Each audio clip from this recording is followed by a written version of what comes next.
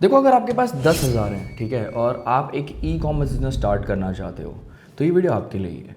क्योंकि इस वीडियो में मैं आपको बताऊंगा कि क्या एग्जैक्ट रोड मैप आपको फॉलो करना चाहिए, और यहाँ पे कोई भी फेक एक्सपेक्टेशन वाली बातें नहीं होंगी। जो रियलिस्टिक चीज़ हो सकती है 10,000 रुपये में, 10,000 रुपये में कैसे एक बिज़नेस बनाया जा सकता है, उसका टाइमलाइन क्या होगा, कौन सा प्रोडक्ट आपको सेलेक्ट करना चाहिए, क्या प्राइस रेंज में सेलेक्ट करना चाहिए, और कैसे आप इसको स्केल कर सकते हो, हर एक चीज़ स्टेप बाय स्टेप इस वीडियो में आपको बताने वाला हूं। तो अगर आप एक ई कॉमर्स बिजनेस स्टार्ट करने का सोच रहे हो और आपका बजट 10,000 है या फिर 15,000 है, ये वीडियो आपके लिए बहुत ज़्यादा इंपॉर्टेंट होने वाली है। तो वीडियो को लाइक कर दो ताकि ये वीडियो ज़्यादा लोगों तक पहुंचे, और चैनल को सब्सक्राइब करना मत भूलना, क्योंकि मैं रेगुलर यहाँ पे ई कॉमर्स से रिलेटेड वीडियोस बनाता रहता हूँ जो कि आपके लिए बहुत ज़्यादा हेल्पफुल होने वाली है। सबसे पहला क्वेश्चन, क्या 10,000 रुपये काफ़ी हैं एक ई कॉमर्स बिजनेस स्टार्ट करने के लिए? अब यहाँ पे कंप्लीटली डिपेंड करता है कि आपका सिचुएशन क्या है, आप क्या इन्वायरमेंट में रह रहे हो। अगर आप ये सोच रहे हो कि मैंने जस्ट कॉलेज पास आउट किया है, मेरे पास कोई भी लैपटॉप, प्रिंटर या कुछ भी नहीं है, और अगर आप 10,000 रुपये में स्टार्ट करना चाहते हो, तो it is very difficult. Reason ये है, मैं आपको डीमोटिवेट नहीं कर रहा, रीज़न ये है कि लैपटॉप आपको लगेगा फ़ोन से नहीं कर पाओगे। दूसरी चीज़, प्रिंटर के लिए आप जुगाड़ लगा सकते हो कि आप बाहर से प्रिंट आउट ले आओ, बट अगर आपके पास प्रिंटर है तो आपके बहुत सारे पैसे बचने वाले हैं। तीसरी चीज़, आपको सारा कुछ सेटअप करना पड़ेगा, जैसे जीएसटी वगैरह में भी आपके पैसे लगेंगे। तो अगर आपके पास 10,000 रुपये हैं और आपके पास बेसिक इंफ्रा भी नहीं है, तो बहुत ज़्यादा डिफिकल्ट होने वाला है। लेकिन अगर हम सिचुएशन थोड़ा चेंज कर दें, सपोज करो आप कॉलेज जाते हो, आपके पास लैपटॉप भी है या आपके पास एक प्रिंटर भी है, किसी भी टाइप का प्रिंटर, अगर आपके पास ये दो चीज़ें हैं, तो आपका जो मेजर एक्सपेंस यहाँ पे जाने वाला है वो आपके डॉक्यूमेंट्स में जाएगा और आपके इन्वेंट्री में जाएगा। तो इस केस और इस सिनेरियो में आप बिल्कुल 10 से 15,000 रुपये में अपना बिजनेस स्टार्ट कर पाओगे और उसको धीरे धीरे स्केल भी कर पाओगे। तो इसके लिए इनफ है, डिपेंड करता है कि आपका सर्कमस्टांसेस क्या है, आपका सिचुएशन क्या है। दूसरी चीज़, ये आपको अपने दिमाग से निकाल देना है कि 10,000 रुपये अगर मैं डाल रहा हूँ तो इससे मुझे बहुत प्रॉफिट मिलेगा, मेरे सारे खर्चे निकलेंगे और मैं इससे लग्जरी लाइफस्टाइल जीऊँगा, जो कि जनरली आपको इंस्टाग्राम पे दिखाया जाता है। नहीं, ये 10 या 15,000 रुपये खाली आप सीखने के लिए डाल रहे हो, ठीक है। तो जो लोग भी ये वीडियो देख रहे हैं इसके लिए कि मैं 10,000 रुपये डाल के कैसे करोड़पति बन जाऊंगा, यहाँ से आप इसको स्किप कर सकते हो, क्योंकि फिर यह वीडियो आपके काम की नहीं होने वाली है। ये वीडियो उन लोगों के लिए है जो अपनी लाइफ के बारे में सीरियस हैं, सच में कुछ करना चाहते हैं और एक छोटे अमाउंट से एक बिजनेस के बारे में सीखना चाहते हैं और उसको री इन्वेस्ट करके अच्छी टाइमलाइन के साथ, एक अच्छी एक्सपेक्टेशन, रियल एक्सपेक्टेशन के साथ उसको ग्रो करना चाहते हैं। तो अगर आप इसके लिए रेडी हो, तभी आपको अपने 10,000 इस बिजनेस में डालने हैं। अब इस 10,000 का बाइफर्गेशन कैसे होगा, कहाँ पे आपको कितने पैसे लगाने हैं? देखो, सबसे पहली चीज़, अगर आप अपना बिजनेस स्टार्ट कर रहे हो तो आपको डॉक्यूमेंट की ज़रूरत पड़ेगी। अगर आप सोचोगे कि बिना डॉक्यूमेंट, बिना जीएसटी वगैरह के मैं बिजनेस स्टार्ट करूं, तो वही बात है, आप नाम का बिजनेस स्टार्ट करोगे और उससे आपका कुछ भी बिजनेस एक्चुअल में होगा नहीं, ठीक है। तो सबसे पहली चीज़, आपको जीएसटी बनवानी है, जिसके लिए आपको 1,500 रुपये का खर्चा आएगा।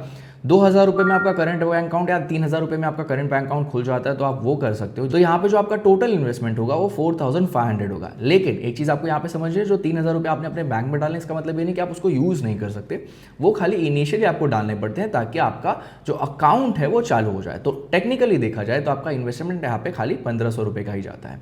उसके बाद जो आपका सबसे बड़ा मेजर एक्सपेंस आएगा वो इन्वेंट्री में जाएगा, जिसको कि आप 4 से 5,000 तक का रख सकते हो, डिपेंडिंग कि किस कैटेगरी में डील कर रहे हो और किस सप्लायर से आप माल ले रहे हो, ठीक है। तो 4 से 5,000 का बजट जो है वो आपका यहाँ पे इन्वेंट्री में जाना है।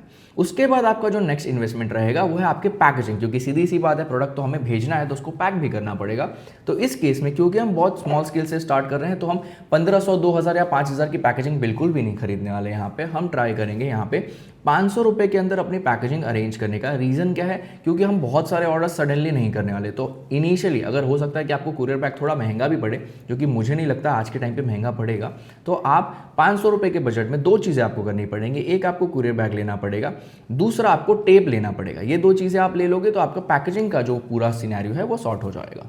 उसके बाद जो आपका एक्सपेंस आता है वो एड्स का आता है। वो डिपेंड करता है कि हमें कैसा रिस्पांस मिल रहा है, उसके हिसाब से हम अपने एड्स को चलाते हैं। यहाँ पे फिर भी हम बजट के लिए, क्योंकि हमारा नया बिजनेस है, कम इन्वेस्टमेंट से स्टार्ट कर रहे हैं, तो इनिशियली हम 1,000 से 1,500 रुपये का बजट लेके चलेंगे, जो कि हमें इनिशियली इसमें डालना है।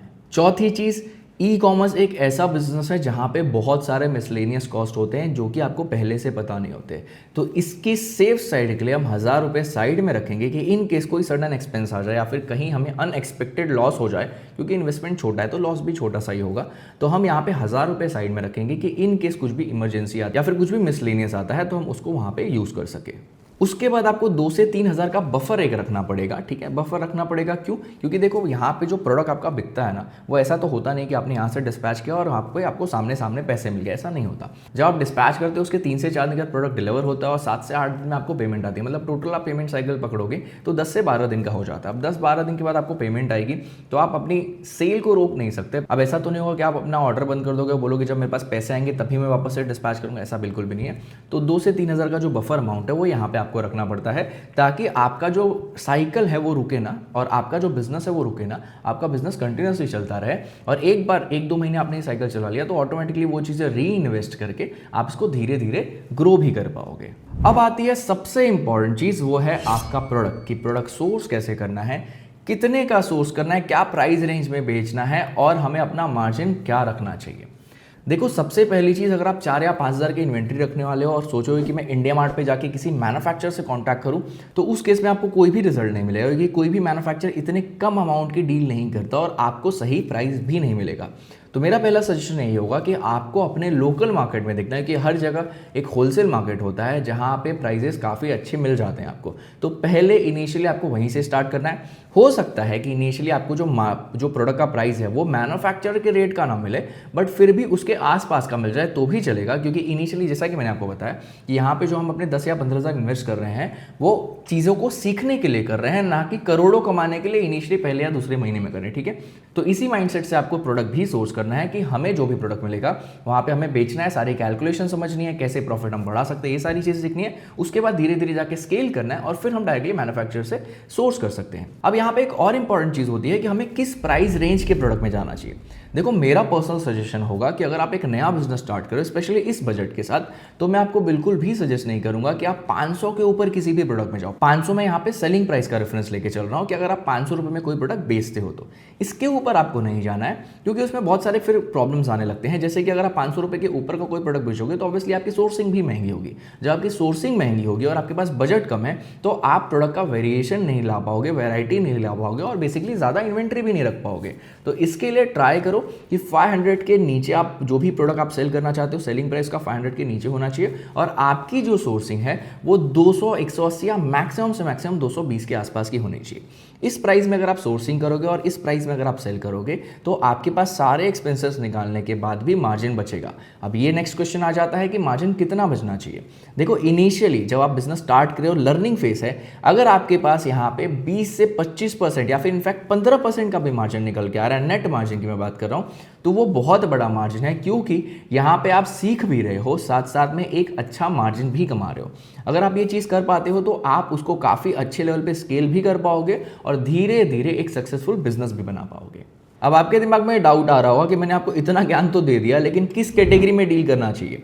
देखो जो प्राइस रेंज मैंने आपको बताया है उसमें 3 कैटेगरीज में आपको सजेस्ट करूंगा जिसमें कि आप जा सकते हो।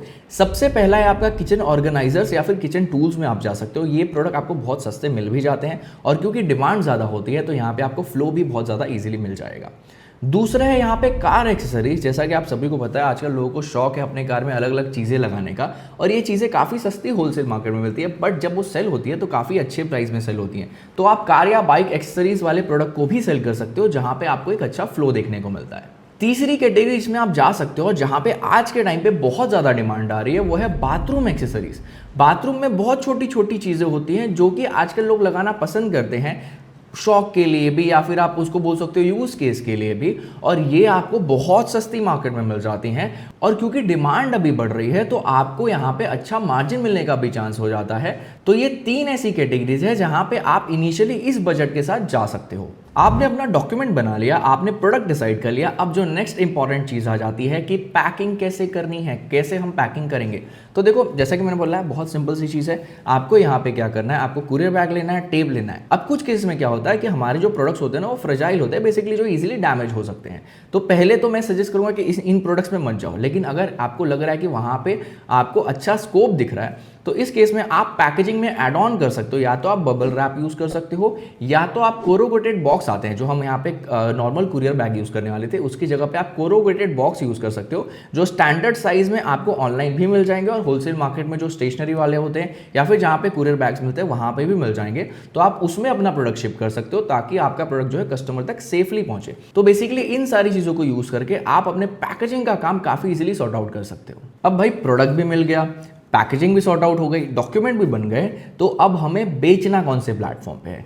देखो, जो बजट के साथ आप जा रहे हो, मेरा पर्सनल सजेशन होगा आपको मैक्सिमम से मैक्सिमम मीशो और फ्लिपकार्ट पे सेल करना है, अमेजोन पे सेल नहीं करना है इनिशियली।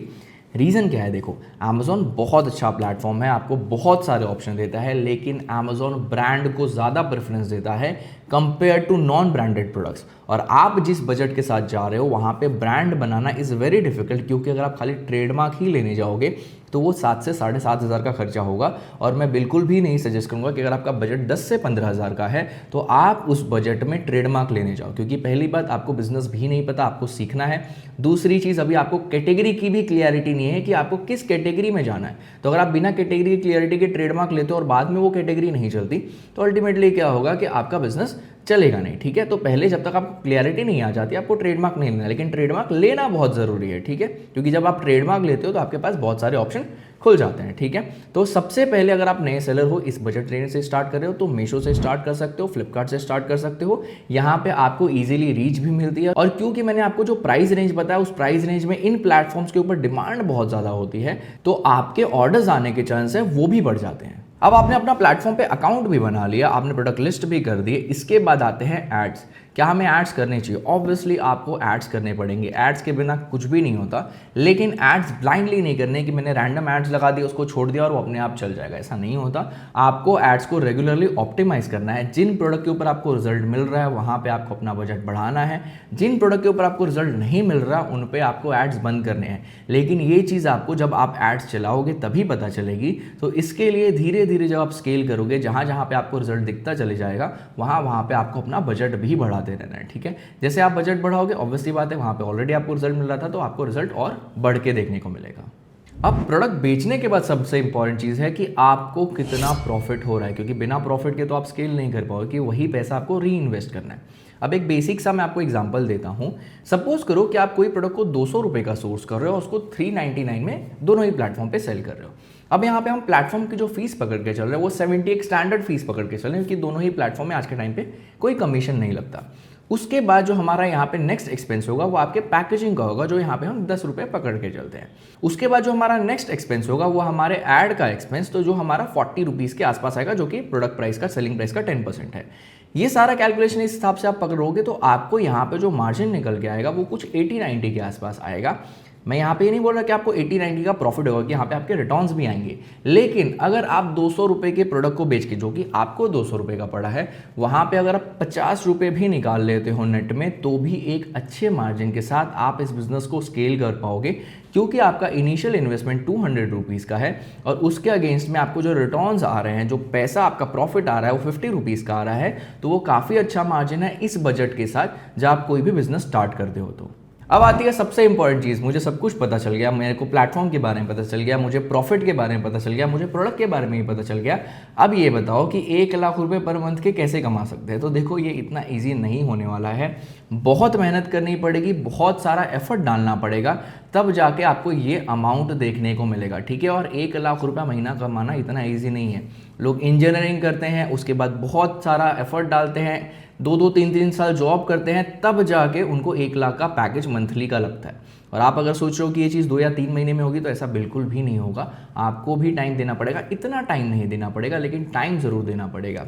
पहले 2 महीने जो आपके रहने वाले हैं वो लर्निंग फेज में रहने वाले हैं, जिसमें कि आपको चीज़ें सीखनी है, प्रोडक्ट के बारे में रिसर्च करना है, कैसे आप प्राइसिंग को और बेटर कर सकते हो उसके बारे में रिसर्च करना है, कैसे आप और अच्छे अच्छे प्रोडक्ट्स ला सकते हो उसके बारे में रिसर्च करना है। और आपका जो भी प्रॉफिट यहाँ से निकल के आ रहा है, आपको ऐसा नहीं सोचना है कि मैं यहाँ से कमा रहा हूँ तो मैं अपने ऊपर खर्च करूँ, क्योंकि इनिशियली आपको सर्वाइवल मोड पे चलना है इस इन्वेस्टमेंट के साथ, तो आपको वो री इन्वेस्ट करना बहुत ज़्यादा ज़रूरी हो जाता है। जब ये चीज़ आप री इन्वेस्ट करोगे तो 3rd से 4th मंथ में आपका बिजनेस धीरे धीरे स्केल होते हुए आपको दिखेगा और इस फेज में आपको एक्सटर्नल फंडिंग की ज़रूरत पड़ेगी।